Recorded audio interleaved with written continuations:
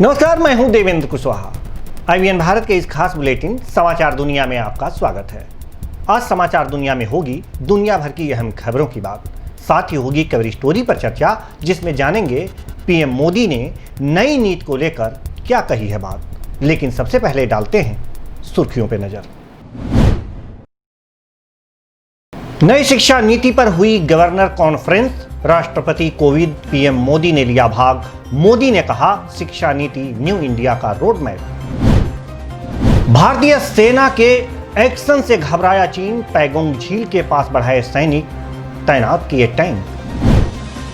लद्दाख में टेंशन के बीच चीन का सैन्य अभ्यास, समुद्र में सैन्य अभ्यास कर रहा है चीन।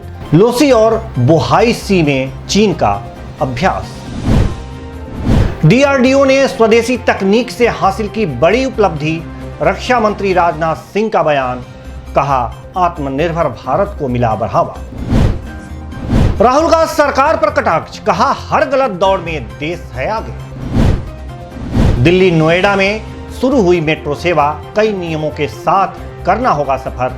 नोएडा मेट्रो में मास्क लगाना जरूरी, वरना भरना पड़ेगा जुर्माना। यूपी में साख जुटाने में जुटी कांग्रेस, किया 7 समितियों का गठन। समिति में पार्टी के वरिष्ठ नेता भी शामिल। जितिन प्रसाद और राज बब्बर को समिति में नहीं मिली जगह। नीतीश कुमार की चुनावी हुंकार, कहा कोरोना पर सरकार ने किया काम, रोज हो रहे हैं 1.5 लाख से ज्यादा टेस्ट। इन तमाम अहम खबरों में कुछ खबरों पर करेंगे चर्चा, लेकिन सबसे पहले कवर स्टोरी पर करेंगे बात। आज कवर स्टोरी में होगी गवर्नर कॉन्फ्रेंस की बात, जिसमें पीएम ने की नई शिक्षा नीति की बात। राष्ट्रपति रामनाथ कोविंद और प्रधानमंत्री नरेंद्र मोदी ने नई शिक्षा नीति पर आयोजित राज्यपालों की कॉन्फ्रेंस में हिस्सा लिया। सरकार की ओर से बीते दिनों ही नई शिक्षा नीति का ऐलान किया गया है, जिस पर अभी भी मंथन जारी है। इस कॉन्फ्रेंस में इस नीति पर क्या हुआ मंथन, इस रिपोर्ट में देखते हैं। नई शिक्षा नीति पर आयोजित राज्यपालों की कॉन्फ्रेंस में राष्ट्रपति रामनाथ कोविंद और प्रधानमंत्री नरेंद्र मोदी ने हिस्सा लिया। इस कॉन्फ्रेंस में पीएम नरेंद्र मोदी अपने संबोधन में कहा कि देश के लक्ष्यों को शिक्षा नीति और व्यवस्था के जरिए ही पूरा किया जा सकता है। पीएम ने कहा कि शिक्षा नीति में सरकार का दखल कम होना चाहिए। नई शिक्षा नीति पर पीएम मोदी बोले कि इस नीति को तैयार करने में लाखों लोगों से बात की गई, जिनमें छात्र, शिक्षक, अभिभावक सभी शामिल थे। प्रधानमंत्री बोले कि आज हर किसी को ये नीति अपनी लग रही है। जो सुझाव लोग देखना चाहते थे वो दिख रहे हैं। अब देश में नई शिक्षा नीति को लेकर देश में उनके लागू करने के तरीकों पर संवाद हो रहा है। ये इसलिए जरूरी है क्योंकि इससे 21वीं सदी के भारत का निर्माण होना है। नेशनल एजुकेशन पॉलिसी में हमारे सही मायने में बिना दबाव के, बिना अभाव और बिना प्रभाव के सीखने के लोकतांत्रिक मूल्यों को हमारी शिक्षा व्यवस्था का हिस्सा बनाया गया है। संबोधन में प्रधानमंत्री ने कहा कि आज दुनिया में नौकरियों को लेकर चर्चा हो रही है। ऐसे में शिक्षा नीति को ज्ञान और स्किल पर तैयार करेगी। ये नीति न्यू इंडिया और आत्मनिर्भर भारत के मिशन को पूरा करेगी। पीएम ने कहा कि लंबे वक्त से ये मांग उठ रही थी कि बच्चे बैग और बोर्ड एग्जाम में दब रहे हैं। ऐसे में अब इस मुश्किल को कम किया गया है। पीएम बोले कि अब कोई भी छात्र किसी भी स्ट्रीम को कभी भी ले सकता है और छोड़ सकता है।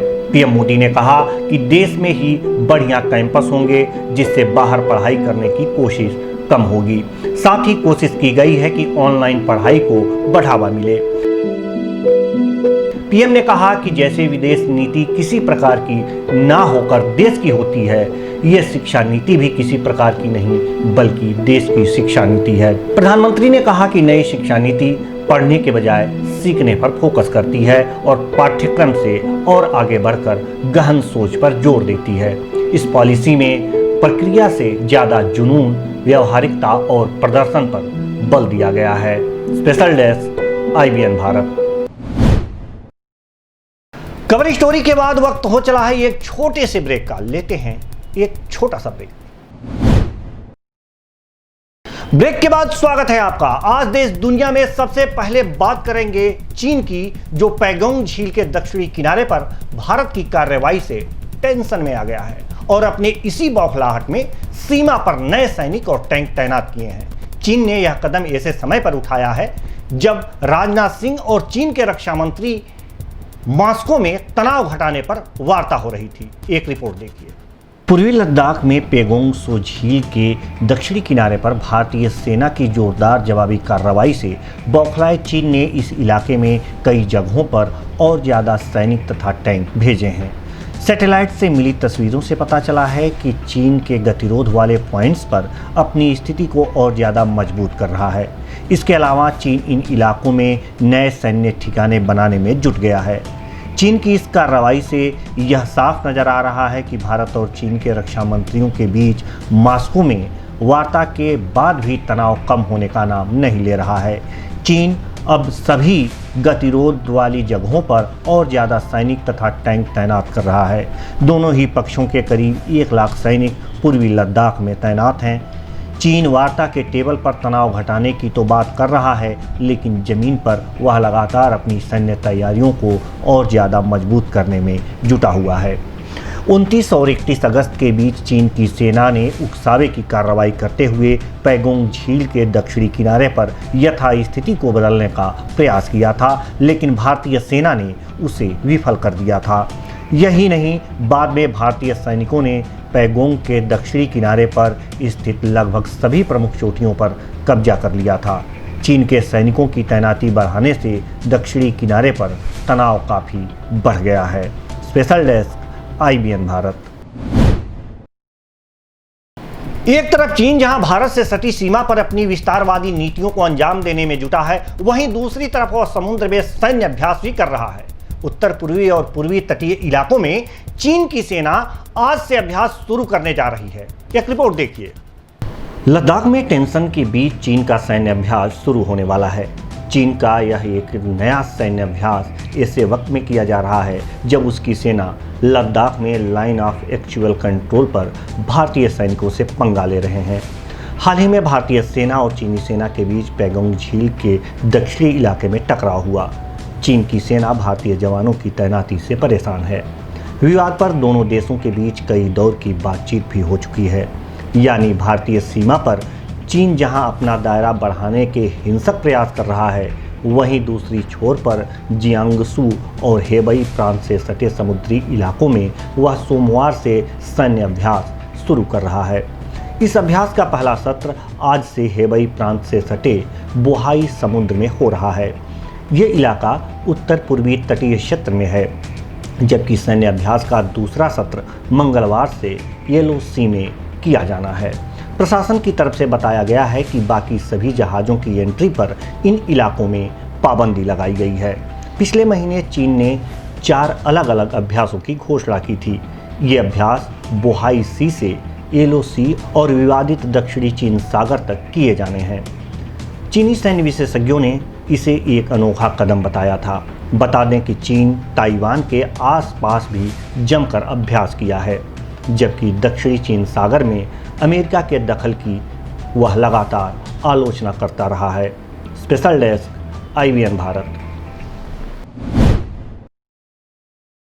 DRDO ने आत्मनिर्भर भारत की दिशा में बड़ी उपलब्धि हासिल की है। क्या है वह उपलब्धि, जानते हैं इस रिपोर्ट में।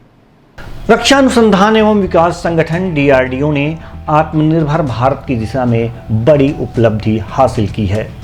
रक्षा उत्पादन के क्षेत्र में देश की प्रतिष्ठित सरकारी संस्था ने स्क्रैमजेट प्रोपल्सन सिस्टम के इस्तेमाल से हाइपरसोनिक टेक्नोलॉजी डिमॉन्स्ट्रेटर व्हीकल की टेस्टिंग की। खास बात यह है कि स्क्रैमजेट प्रोपल्सन सिस्टम को देश में ही विकसित किया गया है। रक्षा मंत्री राजनाथ सिंह ने इस उपलब्धि पर बधाई दी है। उन्होंने ट्वीट किया, मैं PM मोदी के आत्मनिर्भर भारत की आकांक्षा को साकार करने की दिशा में इस महत्वपूर्ण उपलब्धि के लिए DRDO को बधाई देता हूं। राजनाथ ने ट्विटर पर बताया कि उन्होंने इस प्रोजेक्ट से जुड़े वैज्ञानिकों से बात की और उन्हें बधाई दी। रक्षा मंत्री ने कहा कि भारत को उन सभी वैज्ञानिकों पर गर्व है। उन्होंने बताया कि इस सफलता के बाद सभी महत्वपूर्ण टेक्नोलॉजी अगले चरण में पहुंच जाएगी। Special desk IVN Bharat. Congress के पूर्व अध्यक्ष राहुल गांधी ने कोरोना वायरस संक्रमण के मामलों में लगातार हो रही बढ़ोतरी और GDP विकास दर में भारी गिरावट को लेकर सरकार पर कटाक्ष किया है। एक रिपोर्ट देखिए। कांग्रेस के पूर्व अध्यक्ष राहुल गांधी ने कोरोना वायरस संक्रमण के मामलों में लगातार हो रही बढ़ोतरी और GDP विकास दर में भारी गिरावट को लेकर सरकार पर कटाक्ष करते हुए कहा है कि मौजूदा समय में देश हर गलत दौड़ में आगे है। उन्होंने ट्वीट किया, मोदी सरकार देश को संकट में पहुंचाकर समाधान ढूंढने के बजाय शुतुरमुर्ग बन जाती है। हर गलत दौड़ में देश आगे है।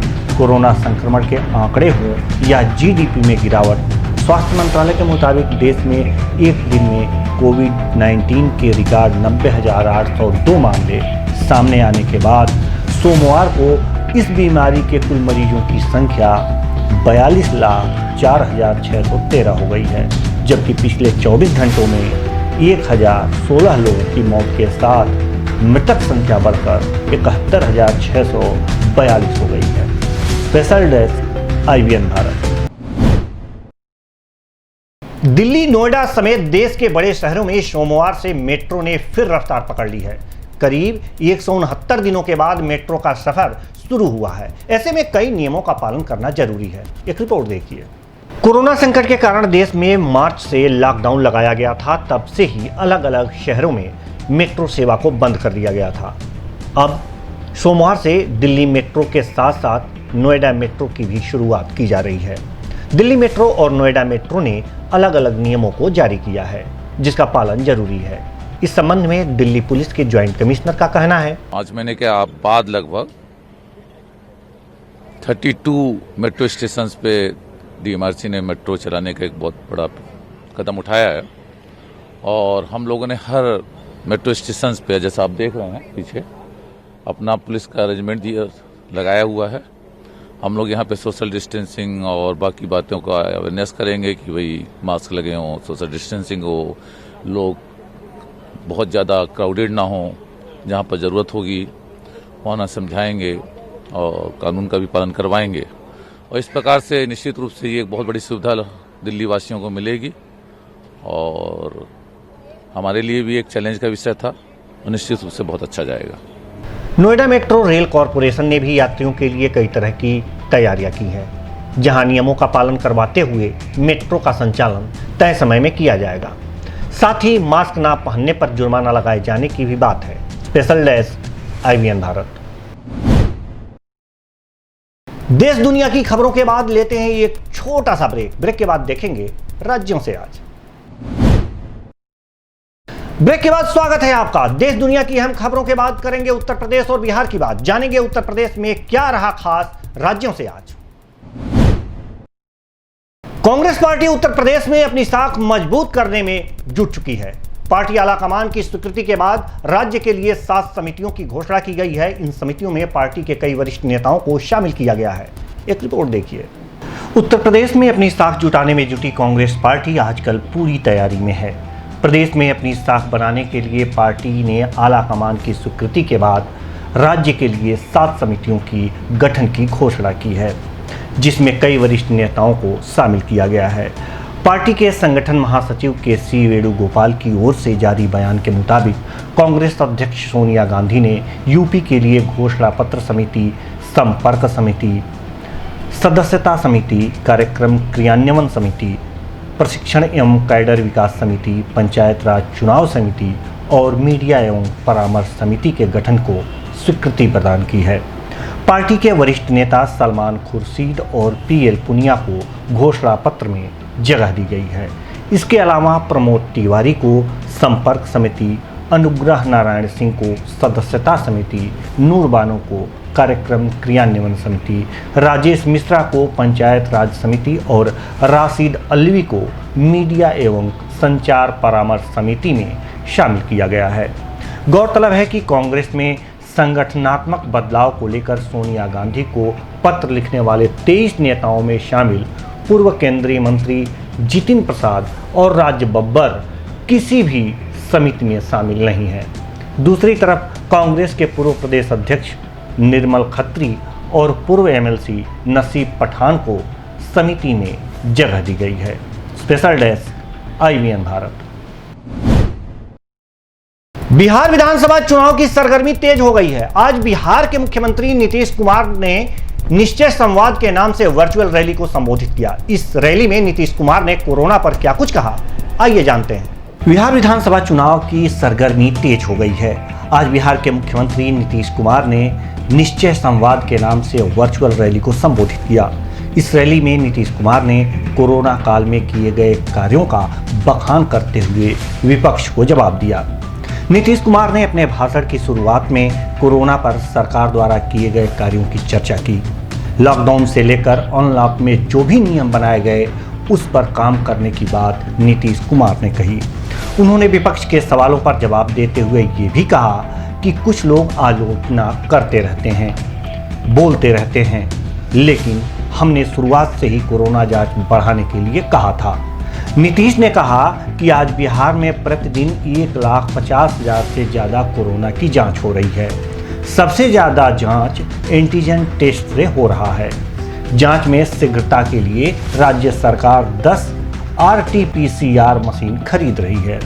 नीतीश कुमार ने बताया कि कोरोना मरीजों के लिए बेड, ऑक्सीजन का पर्याप्त इंतजाम है और जितनी व्यवस्था है उसका पूरा इस्तेमाल भी नहीं हो पा रहा है। चुनावी शंखनाद की शुरुआत में सीएम नीतीश कुमार ने कोरोना पर विपक्ष के सवालों का न सिर्फ जवाब दिया बल्कि सरकार के कार्यों को गिनाकर यह बता दिया कि नीतीश कुमार किसी मोर्चे पर पीछे नहीं है। Special desk IBN Bharat. आप जान लीजिए, अब बिहार में कई लोग तो कुछ भी बोलते रहते हैं जो मुझे नहीं मालूम है, मैं उन सब चीज़ों पर ध्यान नहीं देता हूँ। बिहार की आलोचना, और वो ज़्यादातर लोग कोई नहीं, यहीं के लोग हैं, उनको कोई चीज़ की जानकारी नहीं है, किसी चीज़ की जानकारी नहीं रहती है, बोलते रहते हैं। पता है उनको, हम लोगों ने शुरू से ही जो जांच बढ़ाने के लिए कहा, मार्च में बैठे थे तब हम लोगों ने तय कर लिया था कि हम लोग कम से कम 20,000 की जांच कराएंगे, और वो सिलसिला हम लोगों ने शुरू किया। और आज मालूम है, आज बिहार में प्रतिदिन 1,50,000 से ज्यादा लोगों की जांच हो रही है प्रतिदिन। और आप अच्छी तरह जान लीजिए कि 10 लाख की जनसंख्या पर 32,233 लोगों की जांच की गई है, 10 लाख की जनसंख्या पर। अब ये सब पूरी बात को देख लीजिए यहाँ कितना हो रहा है। और इसका जो जांच है उसका 3 है, एक है RT-PCR। अब RT-PCR के जांच की क्षमता है, आज बिहार में चल रहा है 11,350,